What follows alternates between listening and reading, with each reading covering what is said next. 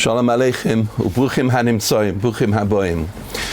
At the time of the Brisbane Habsoim, when Avraham Avinu was shown the future of Klal Yisrael, and the promise was made for him that from his family would come Klal Yisrael and the future in Eretz Yisrael as well, and he was promised Eretz Yisrael as inheritance, he saw a vision of 5 different periods of exile of Klal Yisrael. B'hinei Ema, Chashecha, Gedola, Nofeles, Olav. Ema refers to the fear of Babel, when they went into Babylon. That was the enormous collapse that they had, the trauma they had from Igra Rama Lebira Amita, from the enormous dedication and the enormous splendor that was in the Bayis Rishon until they came to Al Naras Bavel, the Ema, the fear that they had. Chashecha refers to the period of the Greek exile, where there was darkness, there was no enlightenment and inspiration for Torah. Gedola refers to the greatness of the Persian Empire, the King Achashverosh, Gidal HaMelech. He rose up the pride and the importance and the prominence of Haman. Nofeles refers to the goddess of Edom, which is Esav. And finally, the Lashon says the Lashon of Olav.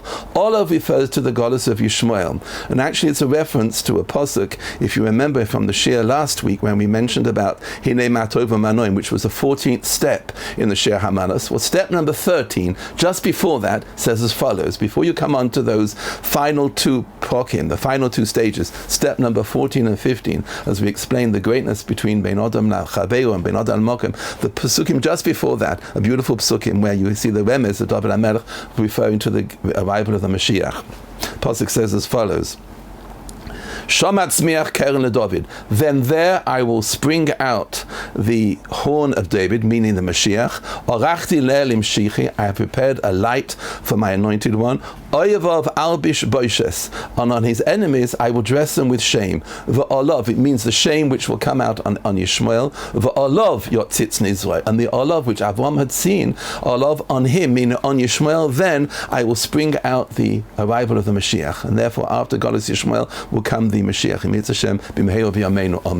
This is the vision which Avraham Avinu saw at the time of the Brisbane Habsoim.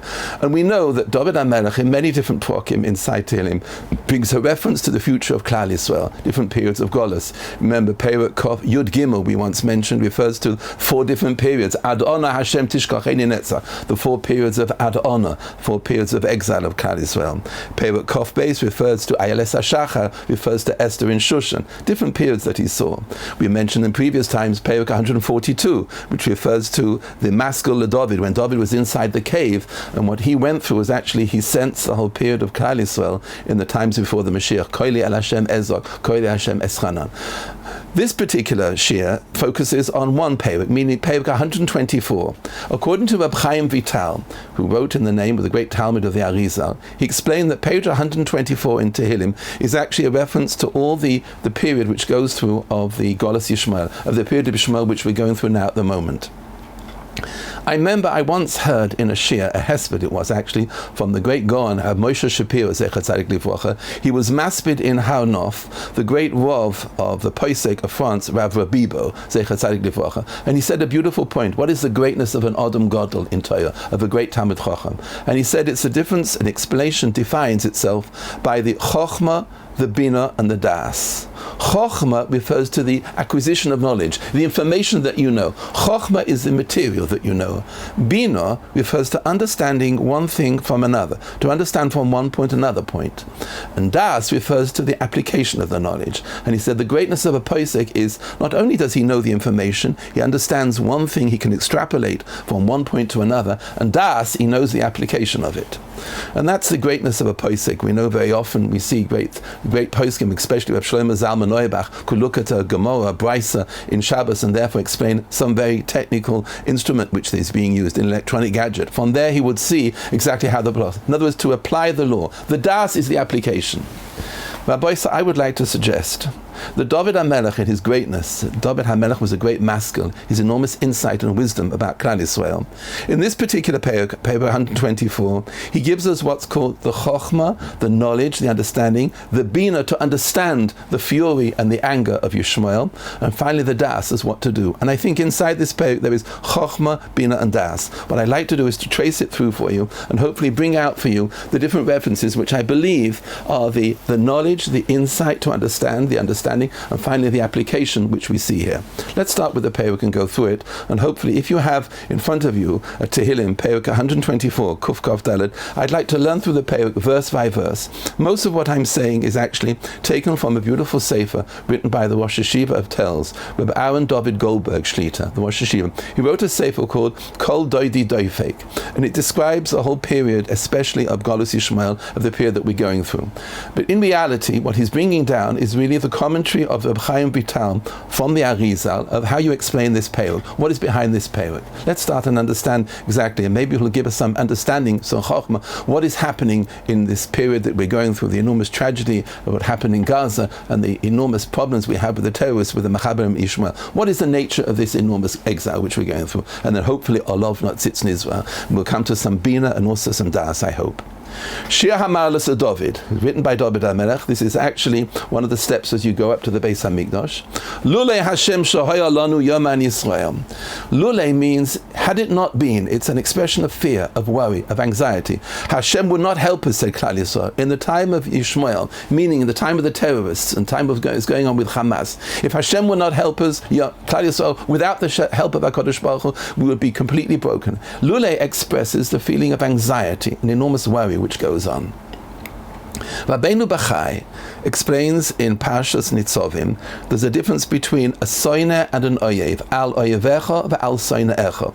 These are two natures of enemies against Klal Yisrael.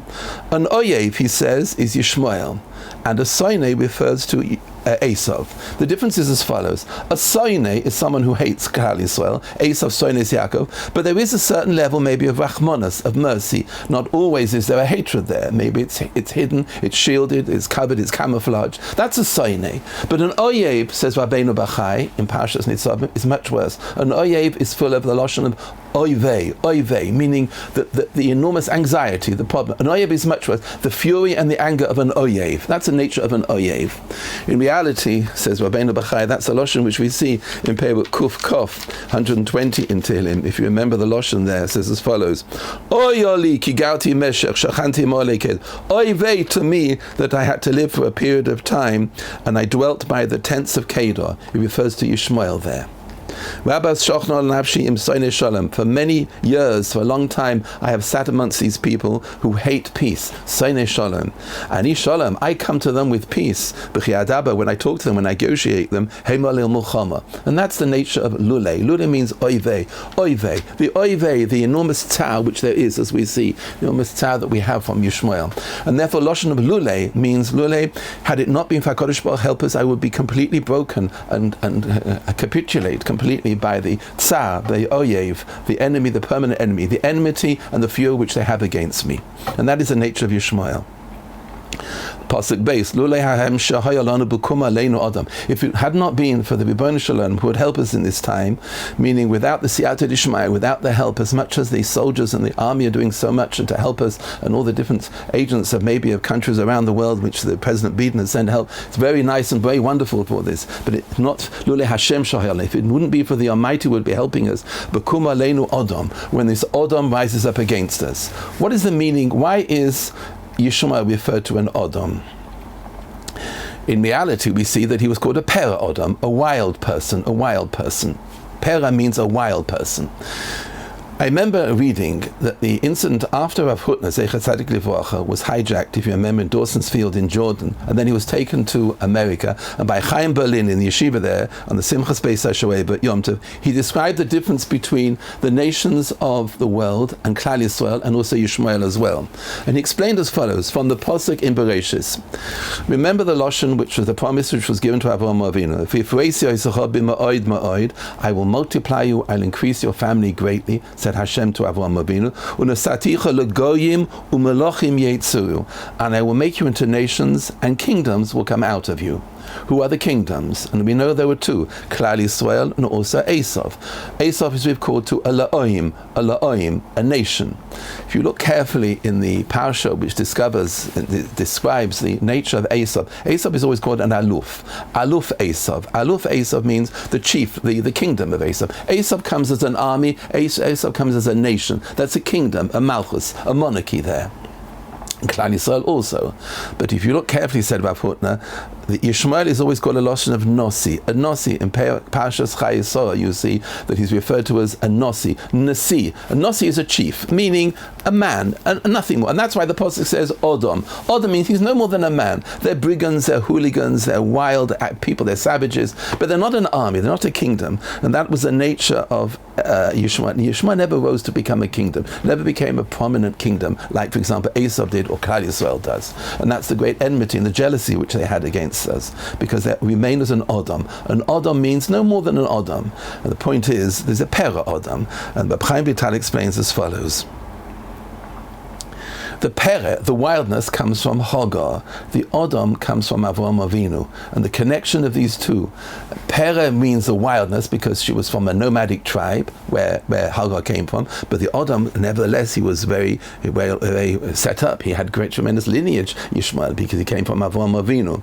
And the Zohar explains as follows, that the oivei, the lule, goes as follows, that all that Ishmael had, after all, Ishmael had a bris milah as well. He has the name of Hashem inside his name, and he's a descendant of Avraham Avinu. And also, Avraham Avinu prayed for him, the Ishmael, Lu Yishmael chayecha, halabai, that Ishmael would live. Meaning, Ishmael had tremendous chusim behind him. Even though he was a pera Edom, he was an Edom. He came from Avraham Avinu. He was a descendant. True, he wasn't a kingdom, but at the same time, he had a distinction.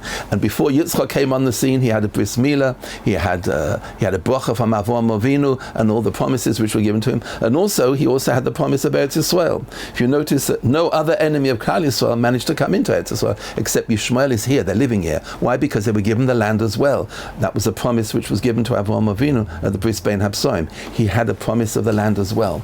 And therefore, the terror and the problem of Esau is really a mixed combination. On the one hand, he has distinction. He had a Bris Milah, he had Avraham Avinu paid, the name of Hashem is inside his name as well. We see there was a certain distinction and a certain right which Ishmael had. But at the same time, he was a pera Edom, and that's where the problem comes in. And therefore the Pasuk says, "B'kum aleinu Edom, oy vey," say Klal Yisrael, oy vey.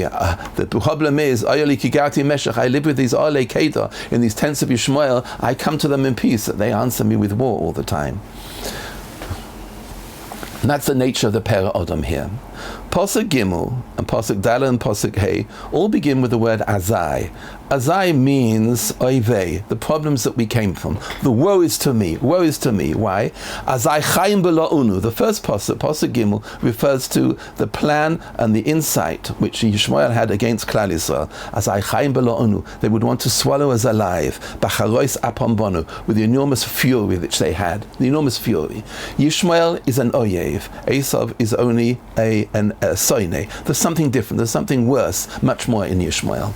Why? Chayim bela'una. They would want to swallow us alive. If you remember the expression that when Yosef interpreted the dreams for Paro, vativlana b'shibolim, and they swallowed up the cows. The thin cows swallowed up the fat cows, and there was no reference. You could never see that they even swallowed the cows. And similarly with the sheaves of corn as well. The idea, the concept of swallowing up alive is that they should never exist, and that's the nature of the sinner. The fury of Yishmael against Klal Yisrael would swallow us alive, that we would not be there at all. With enormous fury against Klal Yisrael.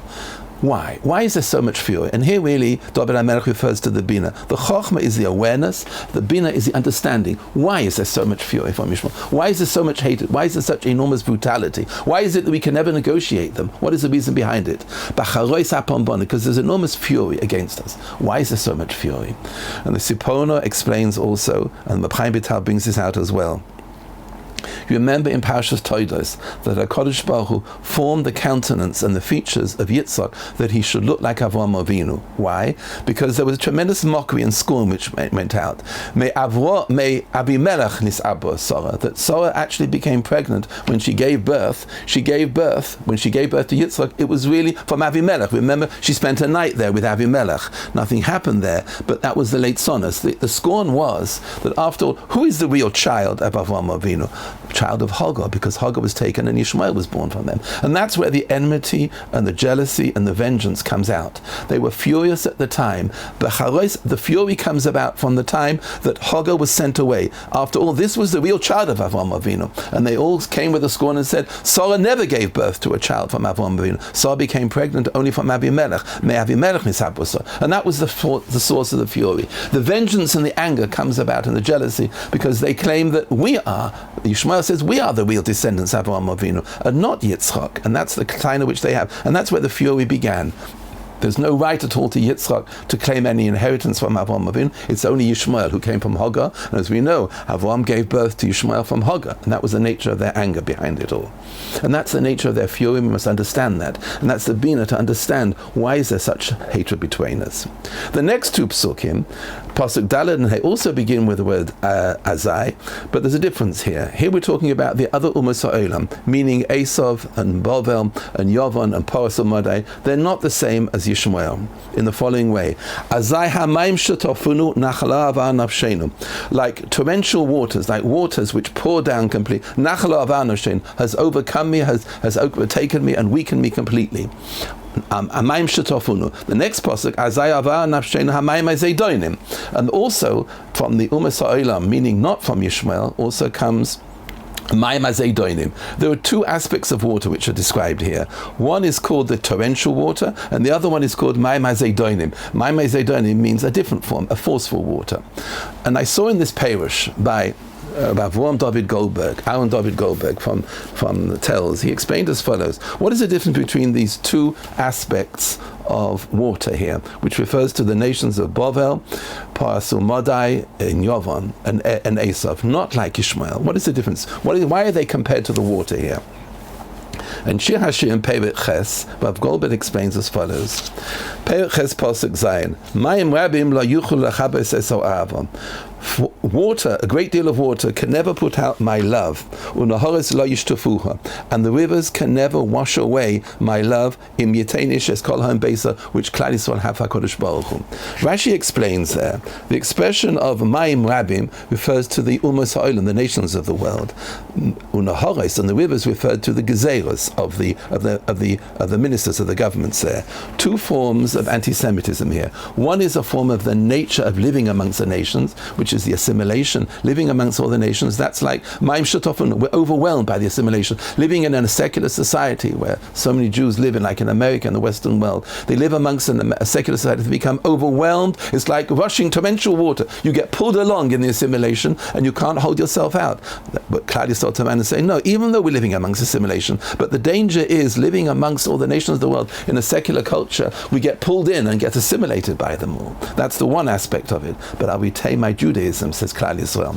And the Horis Yishtafuha, and the reference to the rivers, that refers to the Gezeros, the evil decrees of Nazi government, of Spain, of the government rulers themselves. And that's the reference of Mayim Shetafunu and Mayim HaZeidonim.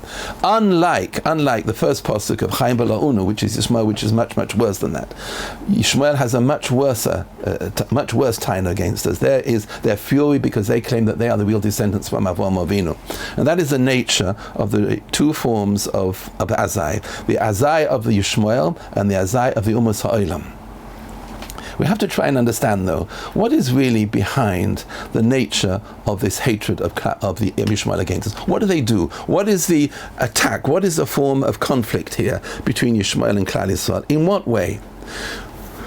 There is a lashon in the Pirkei of Rabbi Eliezer, and it's also brought down in the writings of Gevuras Hashem by the Maharal. A Ma'amar he brings as follows: every point of ascent and every point of inspiration and greatness of Klal Yisrael always seems to turn out on the number 15. We have 15 Shir Hamalas, which go from the Ezras Noshim up to the Beis Hamikdash, the 15 steps as we discussed previously. There are 15 Dayenus, which we say on Leila Seder, 15 Dayenus inside it, 15 levels. The Shem Hashem, Yud K, is also 15 as well. 15 is a level of growth of greatness in Klal Yisrael. And by the time you reach the number 15, you're already there. For example, the week count according to the moon, the Levana. And the Levana on the 15th of the month becomes in its fullness. Klal Yisrael reach a fullness when they reach the 15th of the month. Meaning that's the point of greatness and the point of perfection which comes out. However, you find at the end of the Mishnah in Soita, the Mishnah explains that at the time of the Ikvus of the Mashiach, there will be different complaints and different points of criticism against Klal Yisrael, meaning they will collapse and they will fall for certain reasons. Eventually the Mashiach will come. But there are 15 different points. Ha'emes yeh nederes, truth will be hidden. Chutzpah yasker, there will be tremendous chutzpah, penei hador k'penei hakelev. If you look in the end of the Mishnah in Soita, it brings out different aspects of how Klal Yisrael will suffer until the Mashiach actually arrives. Ikvus of the Mashiach. At the end it says that all the Klal Yisrael can rely on is that. But the Periods of Exile says as follows, an interesting point. Each one of these 15 points is a thorn in the side of Klal Yisrael from Ishmael. For example, the truth will be hidden, and the greatest quality which Ishmael has is they're liars, the sheker which comes out from Ishmael. And therefore they will exaggerate the point of falseness because there isn't a truth in Klal Yisrael. Chutzpah yas, because there's enormous chutzpah by Ishmael, and they succeed by the chutzpah. And all the different aspects of those 15, Yishmael are a thorn in Klal Yisrael. Each of those 15 points, says the Periods of Exile, meaning each one of the aspects of where Klal Yisrael will collapse a little bit and need to mend the breach. And each of those points, Yishmael are there, putting the thorn in, putting the wedge in the connection of Klal Yisrael to HaKadosh Baruch Hu. And that's the nature of the Chaim Balon, the fury. The fury is to create as much havoc and as much destruction in Klal Yisrael as we see. Masha Enke and the other nations of the world, a Maim Shetofunu, the assimilation, a Maim Azedonim, refers to the evil decrees which they brought about on us. It won't work though. Their evil plan will not succeed. Eventually they will fail and they collapse. Hashem will not make us their prey in their teeth. We will not be swallowed alive. Meaning, as much as they plan, as much as they cannot, as much as they deviate, as much as they try and sabotage every single aspect of Klal Yisrael, they will not succeed. I was thinking when I saw this pasuk, maybe if you remember the shir which we gave on the David Oiri, where we mentioned there, we said that parak over 100 times during Elul and during Tishri, in the David Oiri. Pasuk base, David HaMelech says as follows, which is a very interesting point as well, which we mentioned there previously as well. Pasuk says in Perek Kaf Zayin,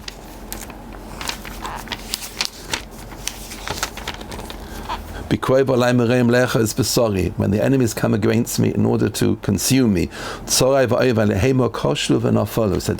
they will fall and they will collapse. They will not succeed. Just like Paro collapsed, just like Haman collapsed, just like Hitler collapsed, like Nebuchadnezzar collapsed. So it will be with Hamas as well. They will not succeed. They will not succeed. And that's what they will stumble and they will fall and they will not succeed. And that's the promise which the fortunate David HaMelech promises us here. We will not become fodder for them. We will not become prey in front of them. But in the meantime, what the problem is, and this is where the insight, the bina that we must understand here. Our souls are like a bird who is trying to escape from the hunter's trap. The trap will snap, and we will be saved. Meaning, we must have the bina to understand the problems of Klal Yisrael, which we're now going through with the Machablim. It's a pach, it's a dead end. They took the hostages, so bring out each of these chosim, they bring them out into freedom and in Geula and Oira. We shall see great Yeshuas for them. But it's a pach, it's a debt. You can't negotiate with them. You can't even wipe away Hamas. The government is under that problem now. What can you do? How can you, when you have hostages, how can you destroy all their buildings if they're hostages? It's a pach, it's a dead end. The dead end means you have nothing to do. How can you do? You can't negotiate them, you can't talk to them, you can't even wipe them out in such a stand. It's a pach, it's a dead end. And the pach is a serious problem. The same reference is referred to, as we mentioned previously, in page 142. David HaMelech said the same thing as well. Tomnu pachli. There is a pach. It's a dead end. It's a trap. I can't move, and I can't move into this situation. What should I do? I have to daven. I have to pray, and that's the answer which I have. In such a situation, I can't move, and that's why Lule Hashem Shahayalanu. If the Rebbeinu Shalom had not been there to help us, then how can we possibly? How can I possibly manage here? It's an oyev here. It's a serious vengeance which they have against us. They want to swallow us alive. That there should be no reference of Klal Yisrael left at all. That's the tzor which we're going through here. We have to understand that. Finally, David HaMelech gives us the das, the chokhmah and the bina we've been through. At the end, he explains to us as follows: Ezreinu b'shem Hashem, oisei shomayim ba'oretz. Our help will come from the Almighty, Oisa, who makes the heavens and the earth. What is the reference here? And here is the answer and the prescription and the remedy which Klal Yisrael must take on as a das, the application for all these difficulties that we go to. Ezreinu b'shem Hashem, says the Arizal, refers to the koyach of tefillah, to daven to the Almighty, and that's what we saw in Perek Kuf Mem Beis as well. Koyach Hashem, zoakti alech Hashem, I cry out to you. The koyach of tefillah is preeminent, is the most important avodah that we have. Oiseh shamayim v'oretz, chukah shamayim v'oretz, says the Arizal, the koyach of Torah. And therefore we learn the das, the application, what we must react and how must we react to the problems that we're going through, is the koyach of prayer, and also the ability of prayer, and also the koyach of Torah. And that will be the solution to our problem. This is what David HaMelech is telling. He saw it all in front of them. He saw the fury, he saw the anger, he saw the other nations of the world, he saw there's a pach, we will not be swallowed up alive, but we have to continue, and the koyach is the koyach of tefillah of Klal Yisrael, which is really the greatest expression of emunah and trust in the Almighty, which we have, which is really the solution that we have. If we understand this is the practical application, this is how the remedy that we must take on, this is the answer to the problems that we have with Galut Yishmael. Under those circumstances, we need to have a little bit more depth to understand exactly what is the nature of our prayer and how are we supposed to pray under these circumstances. What is there a certain inspiration that we can take in order to understand this, to understand how are we going to extricate ourselves from the pach? How can we move? How can we break the trap? How can we snap the trap? How can we make sure that there is the prayer is answered in a certain way? I saw in two Mamorim of the great Rosh Yeshiva of Ofakim, Reb Chaim Kamil, Zecher Tzadik Livrocha. He wrote different Mamorim about prayer, and I saw 2 points which I'd like to bring to your attention, which I think will help tremendously in the avodah of prayer. Everybody all over Klal Yisrael are davening for the situation of the hostages, for the soldiers who are on the front, for the cholim, for the almonas in the Yisraelim, where our whole life is geared around these people, the people who are sent away from their homes, all these different situations, the problems in Klal Yisrael. What must we understand in order to appreciate the power of our prayer? I think the 2 points which Rab Kamil brings out are very vital and crucial to understand the importance of our prayer.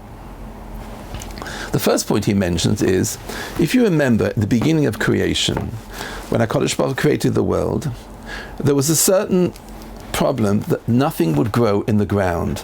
Nothing would grow. HaKadosh Baruch Hu put all the seeds in the ground, but nothing came out. And Rashi explains why not. Because Hashem waited for Edom to come around and daven for rain. Meaning, without the rain, nothing will grow. But that was needed the prayer of Bnei Edom there. Meaning, there's a certain requirement of humanity to come and pray for it, to succeed. And Rav Kamil asks a wonderful question. In reality, but if Hashem created the world, of course He wants its maintenance. He wants it to continue. What can it mean that HaKadosh Baruch Hu left it to us? Why did He leave the point of the prosperity of the crops growing? Why in our hands? Surely it would be that the crops should grow by themselves. If He wanted the maintenance of the world, then surely the crops should have grown by themselves. And Kamil explains a beautiful point. HaKadosh Baruch Hu mis'aver l'shutfus. He desires a partnership with us. Meaning, the nature of our problem in exile is, it's also in our hands as well. HaKadosh Baruch Hu creates a certain scenario, and we must then come along and recognize Him through our prayer. The nature of prayer is to bring out the success, to bring out the geula. That's an enormous function of humanity. The circumstances are there, the scenario is set, but in order to make it work, in order to make the bria, to make the creation work, we are required to come forward and pray. And that prayer brings out the prosperity, and that's the nature of our prayer. And maybe that's what David HaMelech, Ezreinu b'shem Hashem, oiseh shamayim v'oretz. When David HaMelech made this comment at the end, there is a pach, there is a trap. We are responsible in our level to become with a partnership. We are responsible also to come forward and create the circumstances of Geula. It's not all in His hands, it's in our hands as well. It's a beautiful posuk which Rav Kamil brings out also into Tehillim Pei Base, page 82. The posuk says, Ani amarti Elohim atem. You are like Elohim, uvenei Elyon kulachem. You are like Hashem. You are partner with the Almighty. Our responsibility is to come forward and offer the prayer in HaKadosh Baruch Hu wants to hear our service. The circumstances of Geula will be put in under His control. What we must do is come forward and pray. And the koyach of our tefillah is, as a shutfus, as a partnership, our responsibility is come and daven for this situation. Ezreinu b'shem Hashem, if we understand according to Rav Kamil, is the nature of our service, which will then bring out the Geula there. It's a little bit like, if you remember in Anim Zemiros, the beautiful Loshen, which we say, Yispoya bi ki chofetz bi, v'hu yihiyeh li la'teres tzavi. He takes pride and glory in me, for he desires me, and he is for me a crown of pride, meaning he wants me to come forward as well. The circumstances are made by the Rimbayan Shalom, but in order to make it work and to maintain it and to bring about the Gula is in our hands, not in his hands. And that's what David Ezreinu b'Shem Hashem. We must turn to the Almighty in prayer. And I found that a tremendous inspiration in the Avodah of what we have in these times, a tremendous tzara of the hostages and the chayalim and the people who are sick in hospital and all the nature of people who are fed. We must come forward in prayer. Our prayer is a partnership with the Almighty to bring it about. Where do you see that? You see that, for example, in the nature of every bracha which we keep on making. We are obliged to say 100 brachas a day. We've mentioned in the previous shir, but there is a machlokes in the Rishonim of what is the power behind a bracha. Most Rishonim hold that a bracha is something, a shebach v'hodah, a recognition of the source of bracha, to recognize the source of prosperity of HaKadosh Baruch Hu. But there is one particular daya of the Rashba, and the Rashba brings down as follows. The nature of a bracha is tosefes riboy, to provide an increase of what there is already. A bracha is a maintenance. It brings the momentum behind the source of the bracha. And therefore, a bracha also has it a ribui. Reb Chaim Belozhin, at the beginning of Nefesh HaChaim, Sha'ar Beis, brings out this point, the ribui, the increasement. If you remember the beautiful scene which we learn about when Rabbi Yishmael ben Elisha went into the Holy of Holies on Yom Kippur, and he saw a vision of the Almighty, whatever that means, and the Shechina turned around and says, Barucheinu b'ni, give me a bracha. And Rabbi Elisha gave a bracha that HaKadosh Baruch Hu is already merciful, should then be more merciful. But surely, who needs a bracha from Bnei Adam? But that's the shutfus, that's the partnership. The partnership is that what the Almighty does, we must then come along and recognize that. Our bracha is a ribui, is a maintenance of what there is, and that's the mis'abeh. HaKadosh Baruch Hu wants to hear our reaction, and our reaction is vital, and that's what David HaMelech, Ezreinu b'Shem Hashem oiseh shamayim ba'aretz. Without that, things will not succeed. Our mission in this particular problem which we have by Ishmael is to come forward and pray, and that's the shutfus which HaKadosh Baruch Hu wants, and that's was from the beginning of creation. Nothing will prosper in the ground without our own prayer which is coming about, and that we learn from there, which is a very vital point. We can take it maybe a little bit further as well. There's an expression, if you remember, which we say beautiful expression which we have in the prayer, which we say on a fast day. We read from the Navi Yeshaya.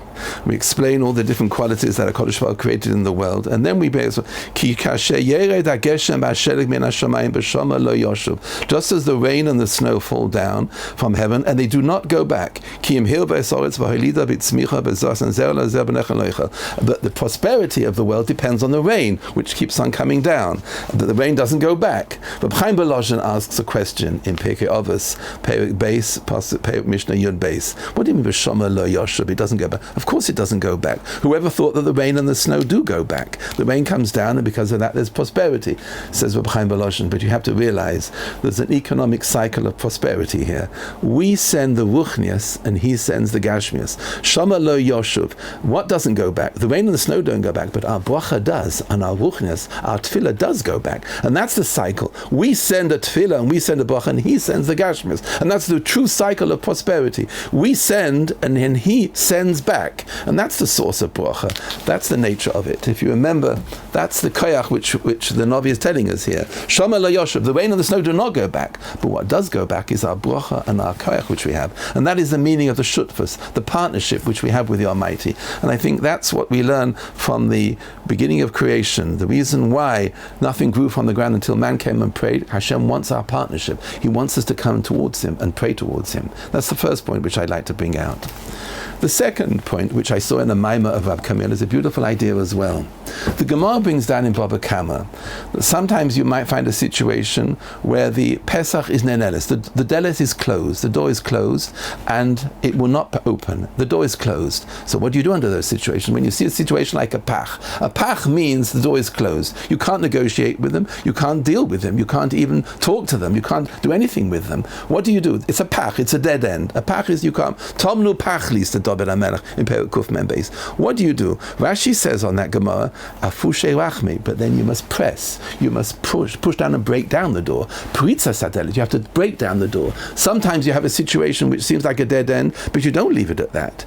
Isn't that really what Avraham Avinu did when he was told about Sodom and Gomorrah? He didn't leave it at that. He came forward and pressed, and he davened. Maybe there are 50, maybe 40, maybe 30, whatever it is. I must do whatever I can to try and save the situation. He pressed, he pushed. He didn't leave it like that. He went much further than that. That was the greatness of Avraham Avinu by Sodom and Gomorrah. He realized these are creations of HaKadosh Baruch Hu. He wants them to live. He pressed further, even though, according to the laws of nature, according to the natural circumstances and occurrences, Sodom and Gomorrah would be killed and wiped out. He did not leave it like that. He pressed. Similarly, Moshe Rabbeinu by the Chet HaEgel, even though he saw that HaKadosh Baruch Hu was so furious with Klal Yisrael, nevertheless, Vayichal Moshe, he davened in the end, after the prayer of David, of Avraham Avinu, of Moshe Rabbeinu for 40 days and 40 nights, eventually he broke down the door. Pritza Sadelet means you break down. Under normal circumstances is one prayer, but there's something else, and that is pushing further and further, making sure, even though the situation seems a dead end, to push even further than that. I think that's a lesson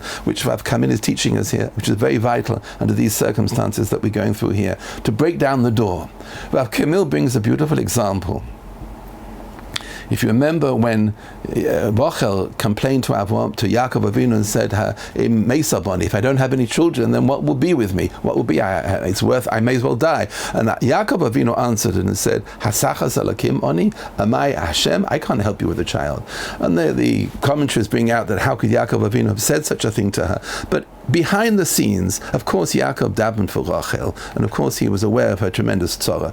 But what was he telling her when he told her that? He was telling her, what you must do, Rachel, is break down the door. You must push as hard as you can, even though the circumstances do not seem as if in your favor. Then break down, and she davened even more. He was pushing her to daven even more, and that was the nature, to break down the door, to push, even though the door seems to be closed. Nema afushe rachme, to push even further than that, even though the circumstances seem bad. And I think that's also, besides the partnership which we see, as we mentioned firstly, there's also a point of, even though it's a dead end, don't give up there, don't stop there. Avraham Avinu did not stop, and nor did Moshe Rabbeinu stop there. They carried on, they pushed even further.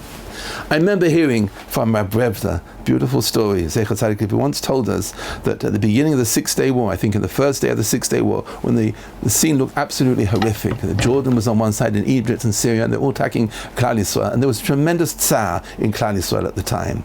He was davening, he was learning at the time in Koil HaChazon Ish, and he said in Koil HaChazon Ish he was learning there, and the rafters of Koil HaChazon Ish were very low, and at the front of the Beis HaMidrash was the Stipler, the Gaon, the father of Chaim Kanievsky, the Stipler Gaon, Zecher Tzadik Livracha, and he said in the middle of Shemona Esrei, you certainly saw the Stipler hold on to the rafters and V'riva Rivenu, and plead our cause, and you heard him scream out, V'riva Rivenu, plead our cause.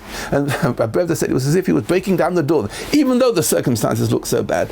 Plead Riva Rivenu, he pulled and pulled himself up on the rafters of Chazon Ish and called out, and maybe that's how the war may be turned around, and that's in our favor. To break down the door, breaking down the door is not a natural, it's a force, even though the circumstances seem so bad. Maybe that's the meaning, I think, behind also when the Gemara says in the regular circumstances there is something called a Shari Tefillah, but in times after the Churban Beis HaMikdash, says the Gemara in Brachas, no, then you only have Shari Dima, the gate of tears is only there, and that's all we have left, the gate of tears, meaning Pritzas Haderech, to break down the door.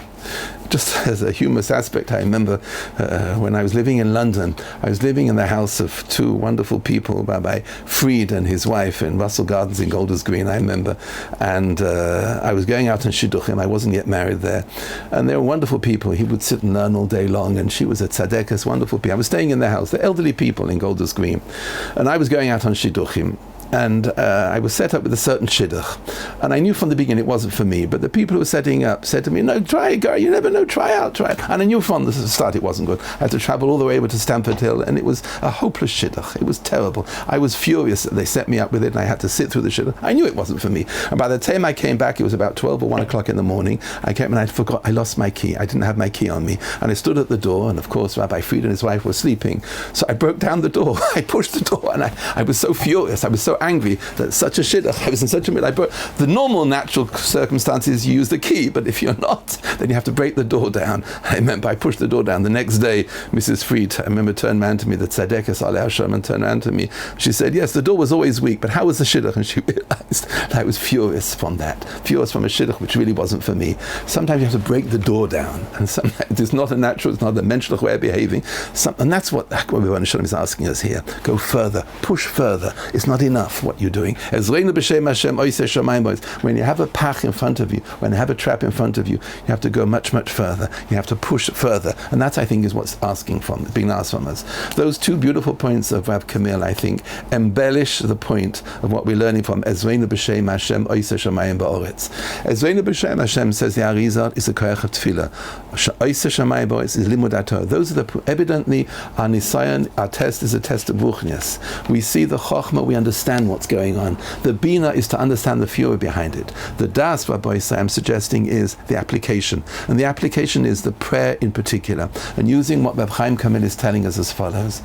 We are a partner with HaKadosh Baruch Hu. The Gula will not come about without our own input, our own momentum, and our own aspect, our own avodah, which must come in. And that's Ezreinu b'Shem Hashem. We are a partner inside this. We must take part in it. We are Elokim, we have a koyach inside us. And that's the nature of Shomer. We send ruchnis and Hashem sends the circumstances behind us. That's what the Navi is telling us. And finally, when you see the door is closed and the door is slammed shut, you don't leave it like that. Moshe Rabbeinu never left it like that at the time of Chet HaEgel, and nor did Avraham Avinu by Sdom and Amorah. If you see the circumstance, then you have to push further. And that's what Yaakov Avinu was telling Rachel. Hasachas Elokim, it's not me, but you have to push further in your prayer. That's your avodah. And that's what he was telling us here. Isn't that what Klal Yisrael did in Mitzrayim? The situation was terrible, it was hopeless. By Yitzhaku, and they cried out to HaKadosh Baruch Hu. Isn't that also what happened in Purim, when Klal Yisrael cried out, and Esther went in, Nafshi b'Shelosi v'Ami b'Akosh, Leikanoisis Kol HaYudim, gather them together, and they cried out, and from that they broke down the door, and from that the Gula came about. Mitzvah Hashem HaKadosh Baruch Hu should be merachem on all the hostages in Mitzvah Hashem. They should all come out in freedom. He should look after all the cholim who are in the hospitals in Mitzvah Hashem. They could have a refuah shalema. All those chayalim who are standing on the border, all of them should have a Yeshua Gedola. Hinei lo yonum v'lo yishon shemei Yisrael. All the almonas Nebuch and the Yisayim who are in Klal Yisrael Nebuch, their situation is so desperate. They're sitting at Hamokim Yanachem Esrem B'Sor Shabel Yisrael B'Yushalayim. And finally, all those people are sent away from their homes. They have to in exile, not living in their homes anymore. They're sent away. All these people, Hamokim Yanachem, Yoachim Esrem Yotzim Mitzora Liofo Mishuba Ligula Hashto Bagola Ubizman Koriv B'Noimar Omein.